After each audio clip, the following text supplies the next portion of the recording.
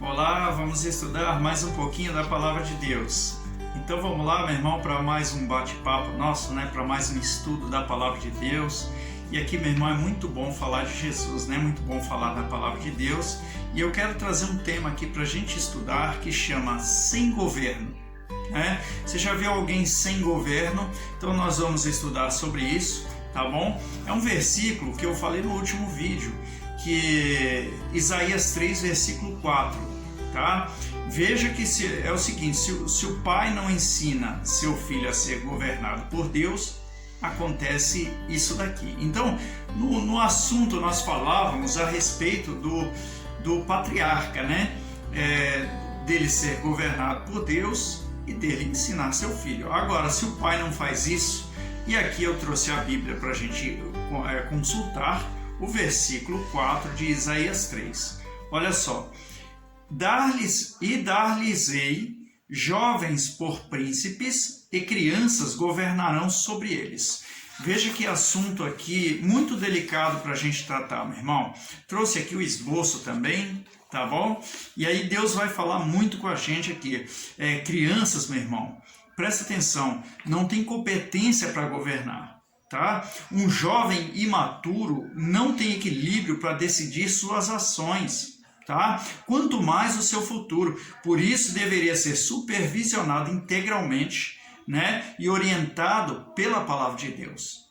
A Bíblia diz isso, mas tem muita gente que duvida, meu irmão, por isso não fazem, Por isso, muitos jovens perdidos, isso eu posso assegurar para você. Mas eu quero falar do versículo 5, para a gente começar no nosso tema, sem governo. O que acontece quando um filho não é ensinado a andar nos caminhos do Senhor?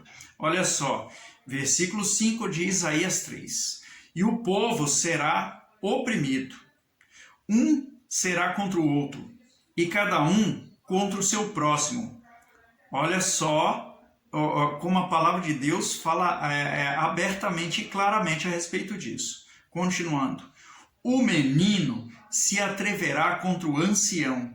O ancião é uma pessoa já vivida, mas cheia de sabedoria. Um conselheiro do povo. Era para ser, meu irmão, mas hoje não é mais. E o menino se atreverá contra o ancião e o vil contra o nobre. Que ele começando a falar de jovens, meu irmão. E olha só, as manifestações de desrespeito, perda de valores e coisas piores. Tem coisas piores? Tem, o versículo 6. Isaías 3, versículo 6. Quando algum for ter com seu irmão, veja um jovem falando com outro, a casa de seu pai, dizendo, tu tens roupa, sê nosso príncipe e toma sobre a tua mão esta ruína. Meu irmão, aqui vale a gente comentar aqui, Tem jovem que a vida dele está uma ruína. O que ele está pedindo aqui? Para que este irmão dele, que não necessariamente é o irmão do mesmo pai, não necessariamente é o irmão que está na mesma casa, mas assim, naquela época já tratavam deste modo, um irmão que é do mesmo povo, se chamavam de irmãos. E aí, meu irmão, ele pede para o irmão dele reinar sobre ele. Tem condições um negócio desse? Um jovem imaturo reinando sobre o outro, Mas a palavra de Deus está falando isso. É um exemplo disso. São aqueles jovens que agrupam muitos seguidores. Presta atenção no que eu vou falar. E de repente são imitados. Um jovem acha legal o que o outro está fazendo e começa a fazer. Esta é a verdade, mas veja só, eles agrupam muitos seguidores. São parâmetros de conduta para aquele jovem que inconscientemente diz, ser nosso príncipe. Por quê, meu irmão? Porque eles estão seguindo os passos daquele outro jovem. Ele agrupa um grande número de jovens, com suas atitudes, suas ações. Talvez ele é o quê? Talvez ele é um MC, um líder de baile funk, talvez ele é um influenciador digital, fala bonito, ou então fala coisas,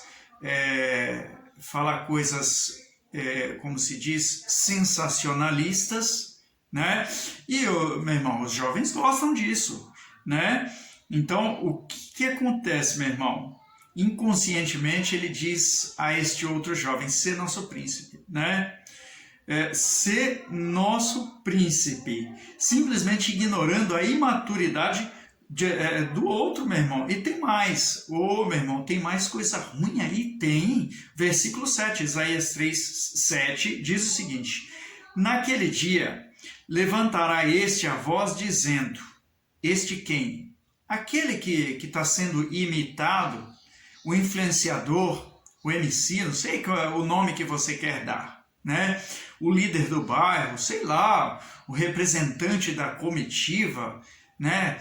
Olha só, meu irmão, naquele dia levantará este a voz dizendo, não posso ser médico, nem tampouco há em minha casa pão ou veste alguma, não me ponhais por príncipe do povo.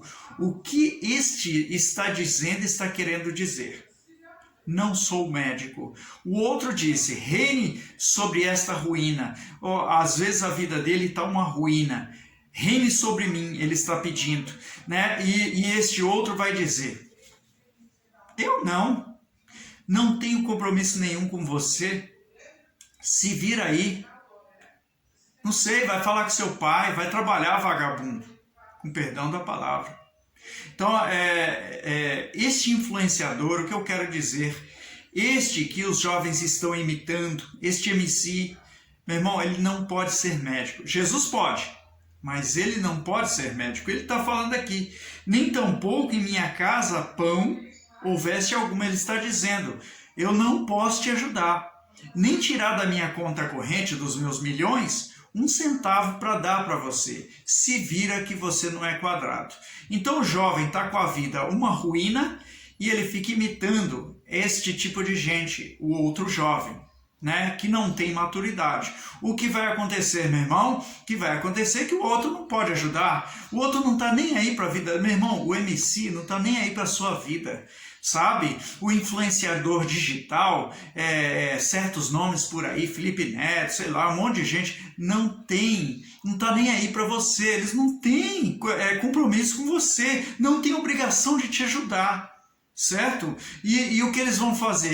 Ele vai ser Deus na sua vida? Não. Então, o que acontece quando o pai não ensina para o filho que ele deve ser governado por Deus? Ele quer ser governado por aquele que é igual a ele.